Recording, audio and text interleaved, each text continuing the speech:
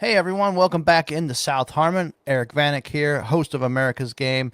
And this video, we are going to go over the top 10 quarterbacks for redraft this year that I have. So we're going to start with quarterback number one, Josh Allen. So no tush push, not banned this year. So that's just going to help Josh Allen even more. I was lower on Josh Allen last year just because they didn't really have any receivers. And guess what? It didn't matter. Josh Allen still smashed. He smashes every single season. And we usually don't get a quarterback one who repeats every year, which was Lamar Jackson last year. So I think Josh Allen is going to be the quarterback one this year for me. So I'm going to go with Josh Allen at one. Lamar Jackson, I'm going to have him at two. Still going to have those rushing yards. The receiving core is still a little bit better. And you look at his passing numbers last year, 4,172 yards, 41 touchdowns, 4 interceptions. Absolute career year for Lamar Jackson. Probably going to regress a little bit. Probably going to be more in the 35 to 30 touchdown range. Probably going to throw a little more interceptions, completion rate, all that. Probably not going to be as good this year. So I'm going to go Lamar Jackson at number two for me. Number three, though, I'm going to have Jaden Daniels. I think Jaden Daniels, he only had 3,500 passing yards last year, but I think he can get to that 4,000 yard more this year with more consistency. 25 touchdowns, 9 picks. I think he can easily get in that 30 touchdown range this year. Adding Deebo Samuel this year to the team. I think they still got a really, really solid squad there for Washington, and things are only looking up. So I'm going to go Jaden Daniels at number three. And if you see these top three guys, what's the main ingredient? It's the rushing upside. So as you can tell from my rankings that I'm going to have here, it's a lot about rushing upside, and these three have the most rushing upside in the NFL right now. Next guy up is going to be Jalen Hurts for me, and Jalen Hurts had a really good season as well. Only threw for 2,900 yards, though. I think he needs to get up in that 3,000 yard range. So that's why I have him back behind these guys and maybe a tier just below these guys. Rushing numbers are going to be there. Only had 18 touchdown passes, but obviously he had the multiple rushing touchdowns that really helped him out. Jalen Hurts is better than that. He's going to get better than that. I think he has a little bit of a bounce back this year, maybe 25 passing touchdowns this year. I think Saquon Barkley maybe comes back just a little bit this year instead of the crazy year that he had. So I'm going to go Jalen Hurts still at number four for me just because of that rushing upside. Tush push is still there, so he's going to get pretty close to double-digit rushing touchdowns, I would imagine, as well. Next guy up I have is Joe Burrow, the guy who led the league in passing yards last year, 4,918. He's got T back. He's got Jamar Chase back. He's got the whole band back together. And Chase Brown, full season there, 43 touchdowns, 9 interceptions last year. I still think Burrow has 40 touchdown upside in him. Maybe if he comes back a little bit, even still like 37, 38, I'm still taking that from Joe Burrow. He's easy 4,000 yard passing quarterback. Really like Joe Burrow's upside this year, especially with Jamar Chase and T. Higgins and those guys all cooking this year. I think those guys are going to be really good. Next guy up I have is Patrick Mahomes, and I think a lot of people are down on Mahomes. You kind of see it on Underdog and some of these other places. They're not as high on Mahomes. You got to remember last year, they lost Hollywood Brown in the preseason. They lost Rashee Rice after, I think, week 3 or 4. Xavier Worthy didn't really hit stride until the end of last year. Obviously, Kelsey slowed down, but they really had to depend on him for like more than half the season last year.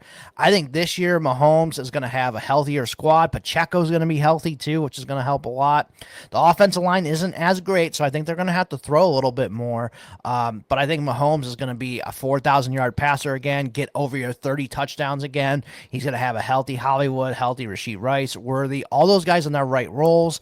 And then they don't have to depend on Kelsey as much, but I think Kelsey is going to be a little more consistent for you this year. Just because those other, they're not focusing in on Travis Kelsey like they did last year, so he doesn't have to carry the load. Really like Patrick Mahomes this year as my number 6 quarterback this year. Number 7, I have Baker Mayfield. Man, what a year Baker Mayfield had last year, right? 4,500 yards, 41 touchdowns, 16 picks. So I want those interceptions to come down. I think Baker can do that. He's probably still going to be over 10. So hoping for 10 to 12. 40 touchdowns, I think, is a little rich. It's probably more in the 30 range for me.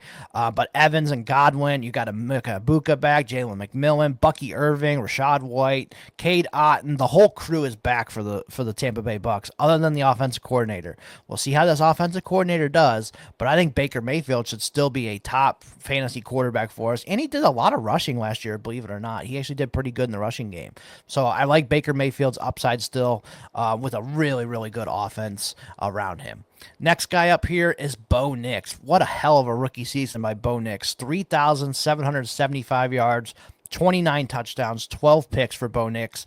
And they didn't really have any like receivers other than Cortland Sutton. How the hell did he get 29 touchdown passes? He's going to have Evan Ingram this year added to the team, RJ Harvey, J.K. Dobbins. He actually has a running game this year. He's going to have a very solid offensive line again. So, yeah, I really am high on Bo Nix this year. I think Sutton can still get it done. Evan Ingram is going to be huge for this team. And then obviously the running backs, Harvey and Dobbins, are going to be really good too. So really like Bo Nix this year. He checks in at my quarterback 8 this year. Quarterback 9, Kyler Murray. So Kyler had a little bit of a down year, 3,851 yards. That was really good. 21 touchdown passes. He still has never had over 4,000 yards passing, but I think this could be the year. I think Marvin Harrison Jr.